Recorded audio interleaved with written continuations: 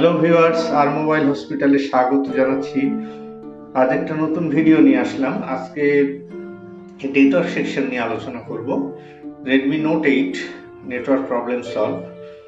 তো নেটওয়ার্কের কিভাবে সমস্যার সমাধান করব সেটা ক্লিয়ার করে দেখাবো। নোট 8 এর যে নেটওয়ার্কের সমস্যাগুলো হয়, নেটওয়ার্কের টুকিটাকি অনেক ধরনের সমস্যা, কোথায় থেকে কিভাবে সমস্যাগুলো হয় সবগুলো আমি ক্লিয়ার করে তোমাদেরকে বোঝাবো। নেটওয়ার্ক সেকশন মূলত পিএফআইসি, যে প্রথমেই যে আমাদের সিগন্যালটা আসে অ্যান্টেনার কেবল হয়ে, সেই নেটওয়ার্ক সিগন্যালটা এসে আমাদের পিএফআইসিতে ইন করে। পিএফআইসিতে ইন করে মেন সিগন্যালটা।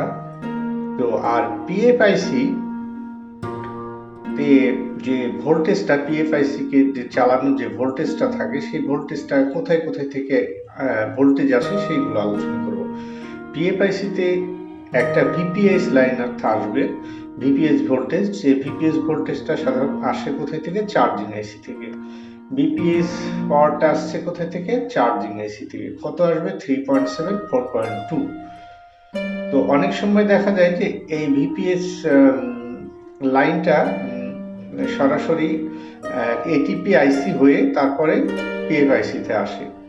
কোনো সেটে দেখা যায়, ম্যাক্সিমাম সেটে ডাইরেক্ট পিএফআইসিতেই 3.7 চার্জিং আইসি থেকে যে ভিপিএস পাওয়ার সেই লাইনটা আসে। এবং এই পিএফআইসিতে 7 নাম্বার পিনে আরেকটি ভোল্টেজ আছে, ভি বায়ো, মানে ভিআইও ভোল্টেজ যেটা বলছি আমরা, ভিআইও ভোল্টেজ। সেই ভোল্টেজটা 1.7, এটা আসে পাওয়ার আইসি থেকে। পাওয়ার আইসি থেকে ভিআইও যে ভোল্টেজটা, সেই ভোল্টেজটা 1.7 ভোল্টেজ আসে। এই 1.7 ভোল্টেজটা কোথায় কোথায় যায়? যে আমাদের 3G আইসি থাকে এবং 4G আইসি থাকে, দুটোই থাকে। তো এইখানে গিয়ে আমাদের দুটোতে, এই পাওয়ার আইসিতে এই দুটো ভোল্টেজ দিচ্ছে। আচ্ছা, এবার আমরা দুটো যে আইসি আছে পিএফআইসিতে ভিপিএস দুটো থাকবে এবং পাওয়ার আইসি থেকে যে 1.7 ভোল্টেজটা দেবে সেই সিগন্যালটা থাকবে। এটা গেল একটা বিষয়।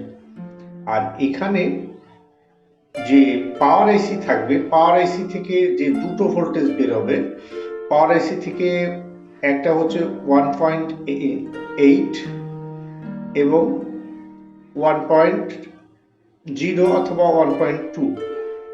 এই ভোল্টেজটা সরাসরি আমাদেরকে কোথায় যাবে? আরএফ অথবা ডাব্লিউটিআর আইসিতে। ডাব্লিউটিআর আইসি যে ভোল্টেজ, ডাব্লিউটিআর পাশে যে দুটো ক্যাপাসিটর থাকবে, সেই ক্যাপাসিটরে আমরা চেক করলে পেয়ে যাব আমাদের ভোল্টেজটা 1.1, 1.2, 1 ভোল্টেজ এরকম থাকে একটা। আর আরেকটা থাকবে হচ্ছে 1.8 ভোল্টেজ। সেই ভোল্টেজটা কোথায় থেকে আসে? আমাদের পাওয়ার আইসি থেকে আসে। তো এই ভোল্টেজগুলো আমাদেরকে প্রত্যেকটা জায়গাতে ঠিকঠাক করে একটা একটা করে আমাদেরকে চেক করতে হবে।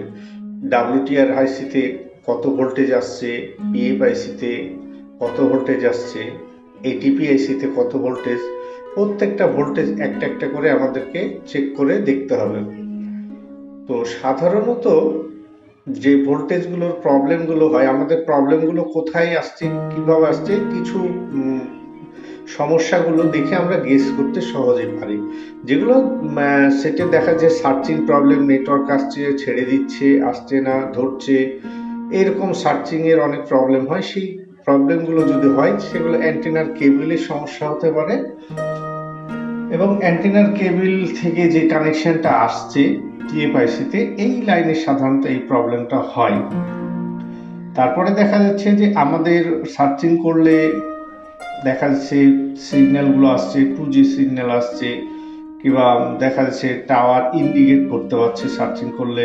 সেই ক্ষেত্রে আমাদের 2G আইসি, সার্চিং যে আইসি, 2G আইসিটা সার্চিং করে ভোল্টেজটাকে, মানে নেটওয়ার্কটাকে সার্চিং করে ধরে। হ্যাঁ, তো এই 2G আইসিটা ঠিক থাকে, সেক্ষেত্রে আমাদের 3G 4G যে সিগন্যালগুলো যদি না পাই, সেক্ষেত্রে আমাদের 4G আইসিতে সমস্যা হয়।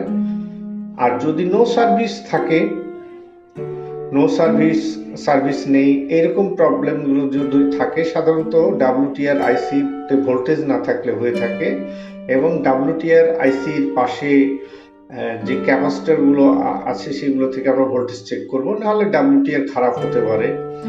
WTR আইসি ঠিকঠাক আছে, WTR আইসিতে ভোল্টেজও ঠিকঠাক আছে, এগুলোর ক্ষেত্রেও যদি প্রবলেম হয়ে থাকে, তো সেক্ষেত্রে দুটো কানেকশন আছে।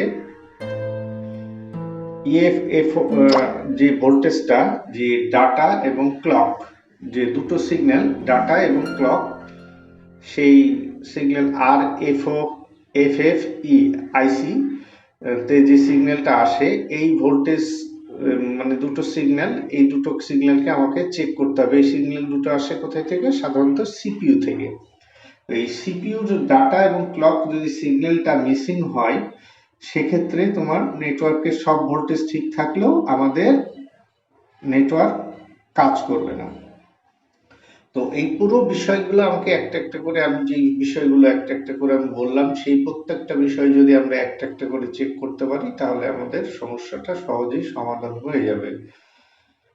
আমাদেরকে সিপিইউ থেকে যে সিগন্যালটা আসে, RFFE আইসি দুটো সিগন্যাল, যেটা আমাদের সিপিইউ থেকে এসে সরাসরি যে ঢুকছে তোমার WTR, তারপরে তোমার WTR এর যে পাওয়ারটা এসে ঢুকছে 1.2 অথবা 1 ভোল্টেজ অথবা 1.8 ভোল্টেজের সিগন্যালগুলোকে আমাকে চেক করতে হবে।